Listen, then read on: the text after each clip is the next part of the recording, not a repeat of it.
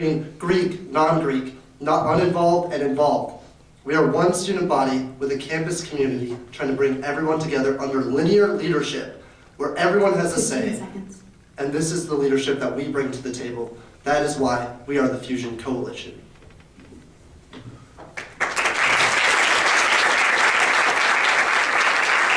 Thank you. Let's move on. Last, let's hear from the Envision Party on their opening statements. Thank you.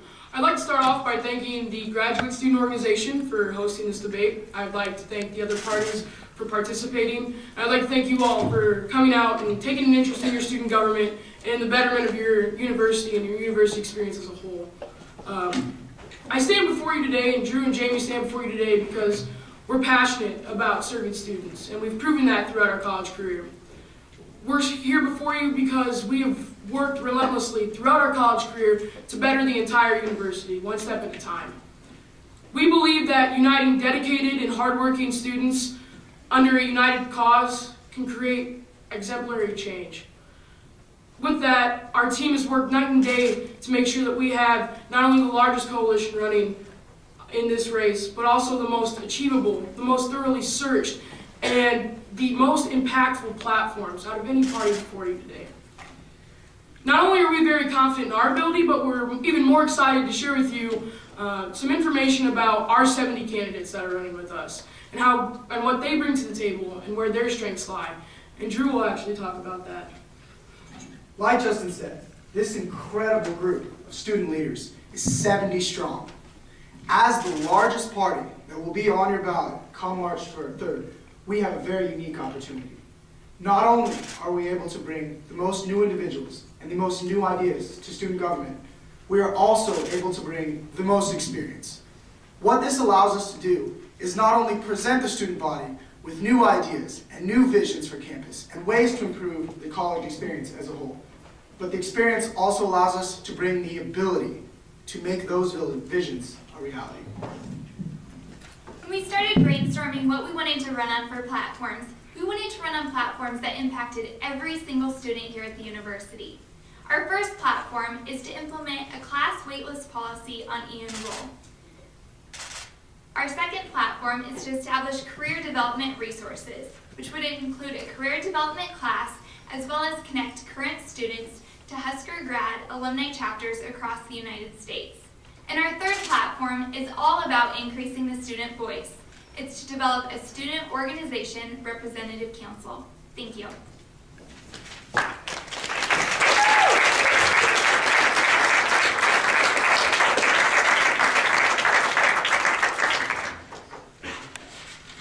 And now on to the question portion of the debate. For each question, the parties will be given 2 minutes to respond. Each of the GSA questions are specific to a candidate. As you are writing your audience questions, you can also make them specific to a candidate or specific to a party or however you wish. The candidates are each given 2 rebuttal cards, which are these salmon-colored papers that they have before them. They are allowed to use those rebuttal cards at any time during the debate. So on to our first question.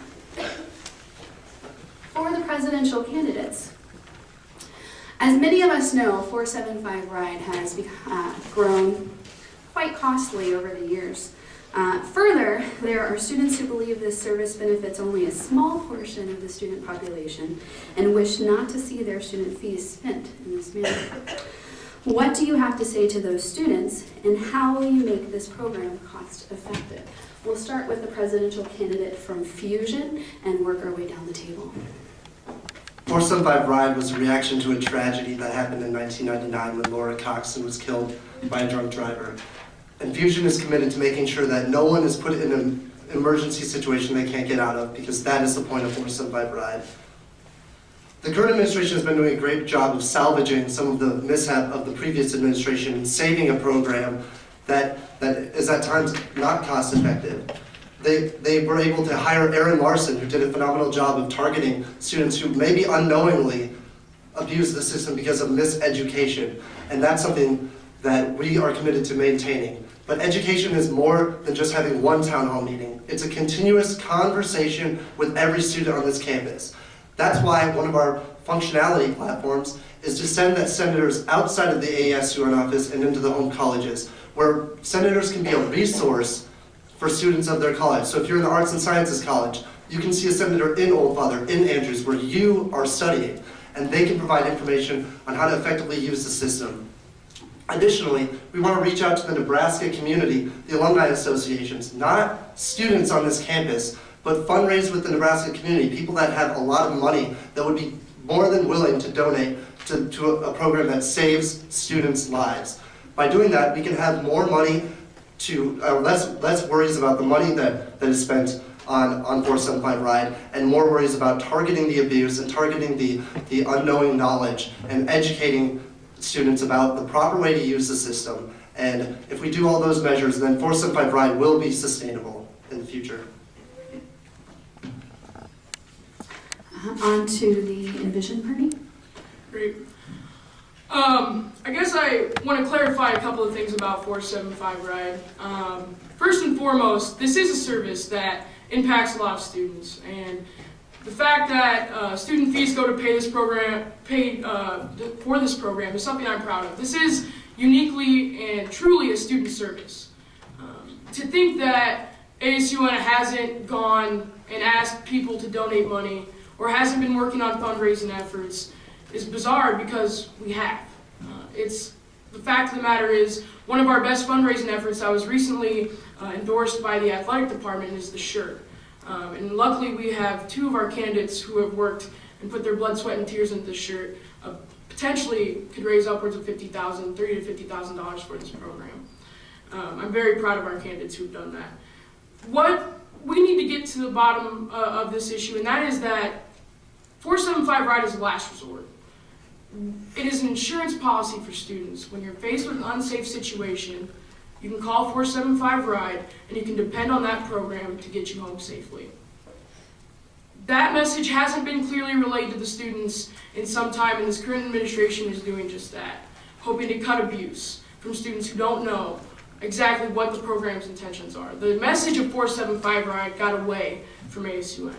We figured if students didn't know about it, they might not use it, and that wasn't the best scenario. But what we need to do now to limit costs, to keep this program viable, is we need to cut abuse. We need to be educating the students who are abusing the program on what we consider to be righteous use of the program. 15 seconds. That being said, we've researched this platform exhaustively. We've met with ASUN execs many times, and we know what this program needs to be successful, and that's why I'm asking for your vote on March 3rd, is to ensure that a vital student service is maintained and protected for the next Husker generations.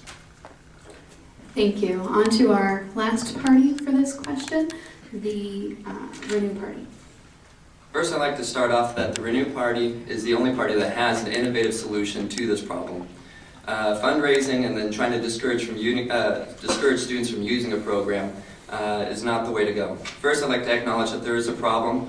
Currently, ASUN outsources its student fees to the only cab company in Lincoln, which the students are at the mercy of the increasing prices and also just general unfair allocation of student fees. Basically, we'd like to really look at the real problem of this, is why are students being asked to pay into a system that they're discouraged from using? My answer to this is a student-run, privatized system. Basically, this would look like a system that siphons the student fees from one cab company actually into a privatized system.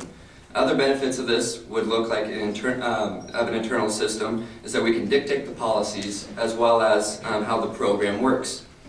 Another factor with the benefits is that we can have additional student jobs, and also a benefit of this is picking up students in a timely manner. Right now, one of the biggest challenges against the student-run business is that students won't be able to have the opportunity to